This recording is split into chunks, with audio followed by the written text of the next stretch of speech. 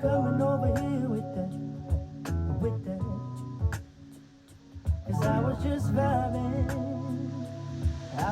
vibing, while you sneaking up the room with your attitude, baby. And do you need something? You probably need something.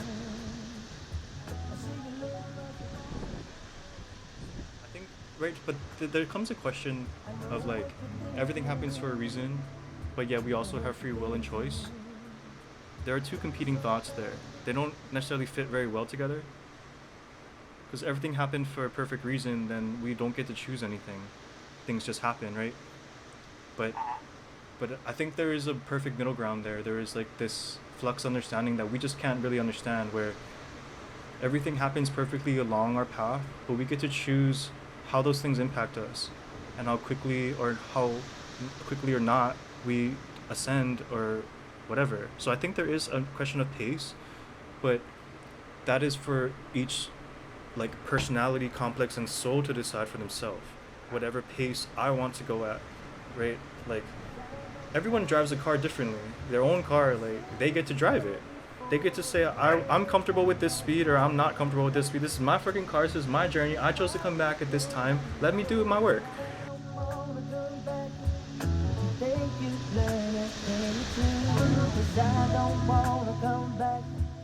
I was just a different thing back then. I was still me. I had so many other layers on top of my true identity that made me something else. You know, I was like, I don't know how to describe it. It's like that guy from X-Men with he's just that rock thing, you know? like slowly I'm like, wait, that's not me, actually. I don't actually believe that. I don't actually want that. I don't actually think these things. Like, okay, bye. I think it's similar to religion. You know, there's one truth, and it exists within all of them, but it takes a matter of dispelling the rest of this attachment, or these other, like, our language and these things that we put on it, that we try to mask up the truth. We try to dress it up with all these things to make us understand it, right? But the truth is there.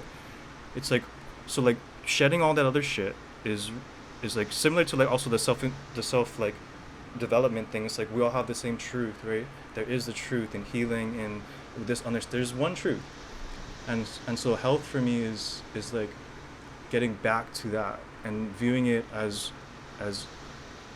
like, yes, you can target lots of things, right? It's like in health, a lot of people think you can add supplements, add things. This is going to help me, right? And they can do that. But another alternative is to remove things, right? Get rid of all the other stuff, right? There are two approaches. But it depends on the patient and the person, right? The first thing is the person has to be willing to let go of what made them sick in the first place. And oftentimes it's so hard to identify what that thing is, right? Like, when we're born perfect, right? We're born without habits, right? We're born without, like, preconceptions, without anything. We're blank, perfect slates. And over time, we develop all these things, thought patterns, movement patterns, eating patterns, all these things, right? But there is a truth, and there is a way to be. Like, there's no cut that ever existed that didn't heal, right? Like, your body always takes care of that shit, but we get in the way.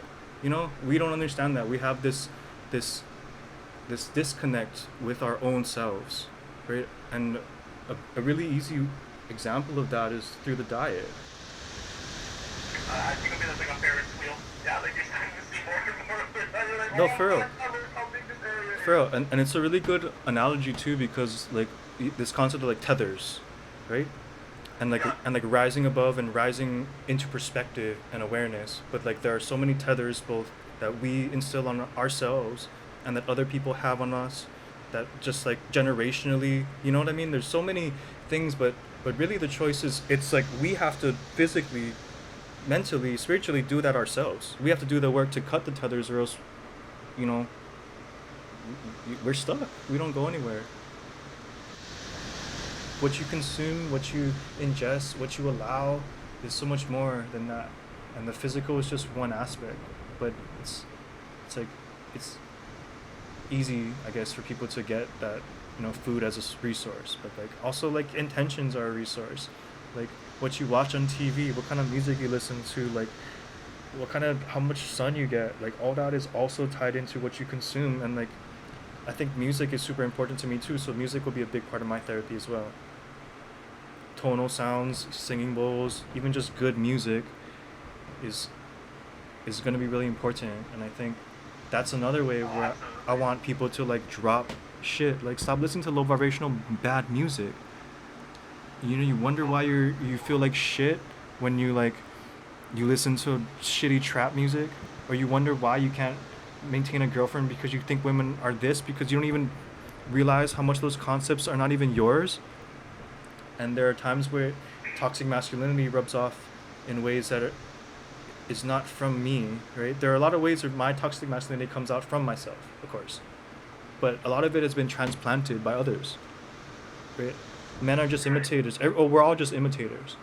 And so unpacking what I'm imitating and you know, and sitting with that kind of mirror and that sort of thing has been good. Like getting not even into football and like professional sports as a whole, I'm like, it's been tough, but yeah, I've started that diet as well. Just kind of like, because I still love playing basketball, dude. I can't stop. You know, what I mean? No, Watching the ball go in the net. Basketball is my first love, actually.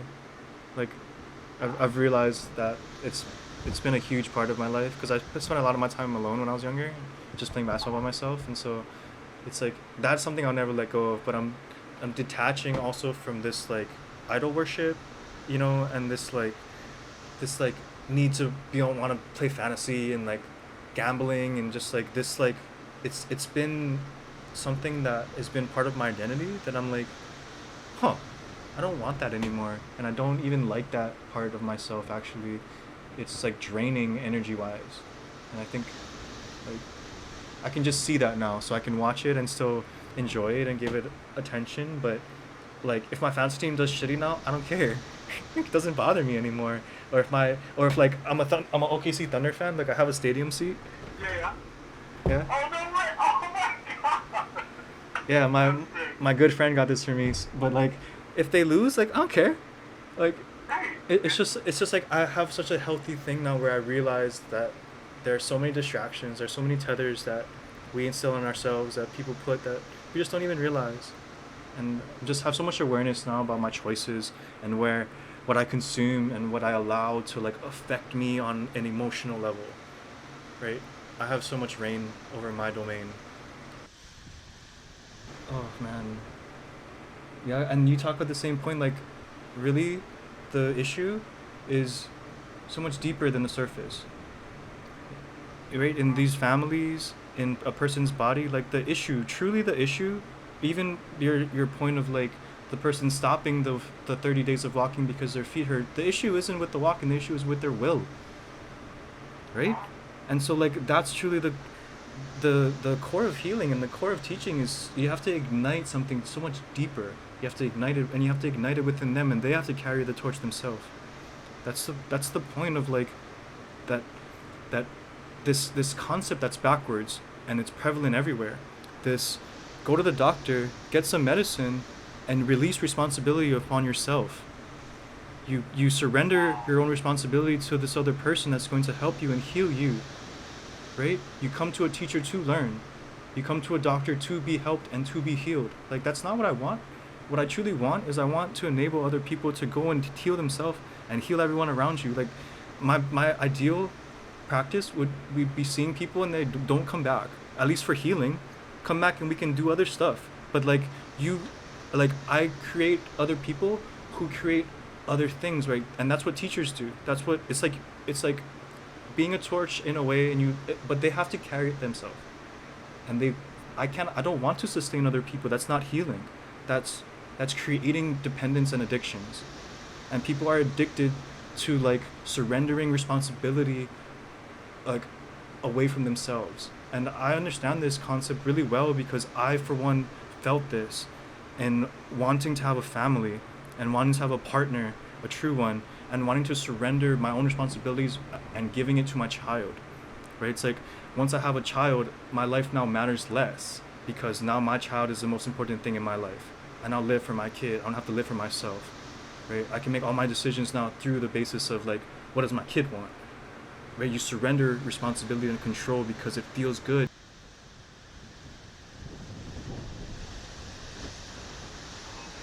That's the core of my belief system. Work on yourself, because if not, you're just projecting everything on others, and like it's fine. We're all like in very incomplete like spots of learning how to love, and that's the best that we can offer. And so the best thing you can truly do is like work on yourself and make your offering better. That's what I understand. I don't know if it would be good to explain to patients like this, but like if you build the house a certain way the first time and it fell down, you wouldn't build the house in the exact same way coming back. You look for materials, look for a different engineer, whatever the case may be. You could, because it's comfortable. You absolutely could.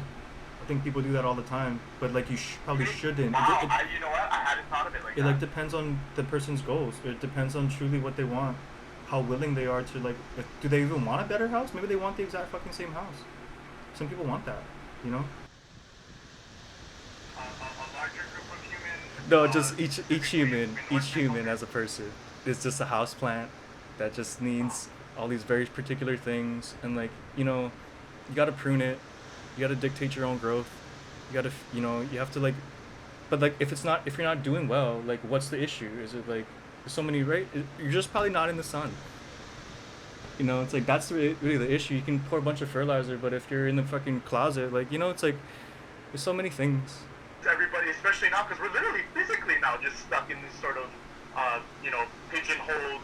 I only am exposed to like what I know and things like that. And unless, like you said, we start to bring more of these other perspectives and continue to release those tethers, we can, I guess, both, mentally and hopefully physically, spiritually move into the sun. Yeah. Was there a certain, was there a certain place that you found maybe that, or a time where you were in the closet and moved into the sun? Is it some days you're in the sun, some days you're not? Are we inching our way out of the closet? Like, what does that process look like to you in terms of where you are in the house, I guess? It's a great question, really. And the in the closet, I think, thing is such a profound, like, just thing for everyone, really. And a lot of maturity is just growing into yourself, right? And being comfortable with who you actually are. And I think for me, like, all this is just so tied to my personal growth, to my willingness to want that, though, I think is important. And as I've wanted to like help others with that, I get that you just can't give that as a gift to others. The want to like be better, or at least like give yourself to like want to sit with yourself, you can't offer that to others. They have to want to themselves. I'm slowly letting go of this attachment that I have to that what healing is supposed to look like for others. And I'm healing that in a lot of ways just in myself, that I have expectations. And the biggest one that I struggle with is that I expect others to think and behave like I do, or that I would. And I'm frustrated and disappointed when others don't. Now, how are you wrestling with the fact that that's not the case, like almost like 99% of the time? Well, it's good and it's perfect, and it needs to be like that. And it's like, and it's not that I want people to be me. I don't want that. It's just like not necessarily that. It's just like I allow myself to get frustrated by other people having free will, and that's wrong with me. That's like so much healing there for me to like let go of that, especially when I care about people and really love them. and I want healing for them, but I want it to look the way that I think it's supposed to look. I want it to look the way that I've gone through it. Like, come here, sit with me in my clarity. Look, it's so easy. Look how beautiful it is. Right? And people are like, I can't see it. I don't want to see it. Like, I don't want to go there. Like, and it's a harsh lesson for me to like I have to stop saying let them go, because it's not that. And that's what makes it personal and hurtful still to me, is that I'm thinking that I have to let them go for them to grow on their own. It's not that. It's just like watering looks like a lot of things. It doesn't always look like sitting down with them and holding their hand and being like, come on, I love you, let's do this. Watering also looks like so many other things. Watering can be ignoring someone, right? Watering can be removing yourself from someone's life. Like, there's and like, it's hard though, right? So hard to like be pure, right? There's like a sense where that becomes too much too. And so my relationship to my own darkness is that it's not really even darkness. It's just different in polarity to other things, and it's all about conception and about how like you attach meaning to things. Right? Like, things are not inherently bad or good. It just depends on circumstance. It depends on like things. Like, nature has to kill at times. Killing isn't necessarily bad. Like, killing other people is bad, right? Like, it's like darkness is only as dark as you make it out to be. And especially like yesterday or Friday, I was giving a lot of awareness to the concept of Friday the 13th and darkness, and that as like bad luck, and like what is bad luck? Like, why are we afraid of the dark? Or just because it's mysterious? It's the same like we're just afraid because we don't know. We're afraid of that, but we're not afraid because it's dark. You know, and so like for me, exposing more of what I've thought was like not okay, taboo, like not appropriate, that's what I've considered my darkness. Like, I'm not evil. I don't have those kind of things that I want, but I have things that I've thought were like not okay. And so, and as I let it come out more, I'm like, it is okay. Why did I think that? And I'm healing really the parts of me that thinks it is darkness, truly. That's the thing that people are most afraid of when it comes to psychedelics, is their own psychological ability to handle the load, to sit, and they don't want to know what's in themselves, right? So the fear isn't with the thing itself. The fear is that it gives you the door to it, and sometimes it forces you through it, and people don't want that. And the fear is always with themselves, and I was never afraid of that. And once I found that I could get into that space easily with it, I was like, oh, yes, I want to confront my shadows. Like, I want to sit with this stuff. I want to figure all these things out. Like, you know, there were times when I would trip and I would seek out feeling emotional, when I would seek out wanting to cry, like on this level that I couldn't otherwise, because I had these things that I wanted to release. But it's like I was afraid to do it without my guide there.